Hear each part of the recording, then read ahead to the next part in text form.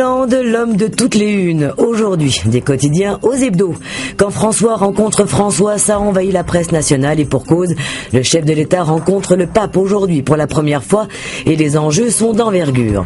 Hollande se refait une sainteté, ironise Métro.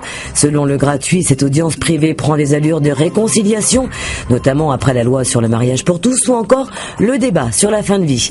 Plus sobrement, le Figaro évoque une visite au Vatican pour renouer avec les catholiques et il va en falloir de la courtoisie, car autant dire que les relations entre le président de la République et les catholiques sont plutôt crispées et que ces derniers seront particulièrement attentifs aux échanges, précise Lacroix. Hollande encore dans le Nouvel Obs, mais cette fois sous l'objectif sans concession des paparazzis. Comme un goût de reviens-y, le Nouvel Obs consacre son dossier à ce qui est convenu d'appeler le pouvoir des paparazzis. Cette corporation qui bouscule la vie publique, dévoile l'intimité des politiques, parfois quand même ravis de mettre en scène leur vie privée.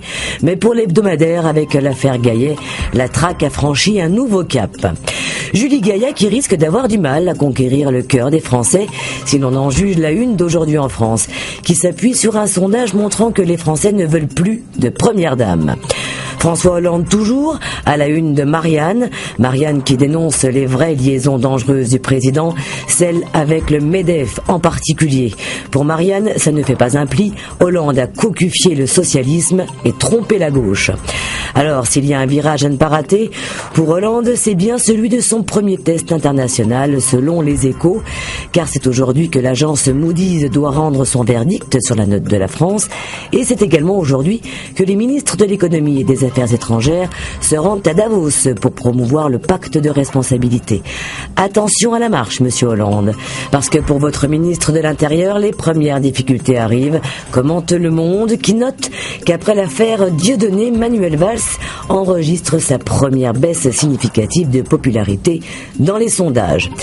Et Libé dans tout ça, eh bien Libération dépeint ce matin ce qui pourrait être un très mauvais titre d'une très mauvaise fiction, la comédie du retour de Nicolas Sarkozy, qui se la joue en recours de la droite, parcourant la France comme premier fan sur la tournée de sa chanteuse de femme. Enfin, un rapide coup d'œil sur la une de l'Équipe, le quotidien sportif qui se réjouit de retrouver face à face Nadal et Federer pour une place en finale de l'Open d'Australie de tennis. Allez, pour résumer en quelque sorte l'actualité du jour, c'était François Hollande, vie publique, vie privée. Sur ce, je vous souhaite une très belle journée et un excellent week-end.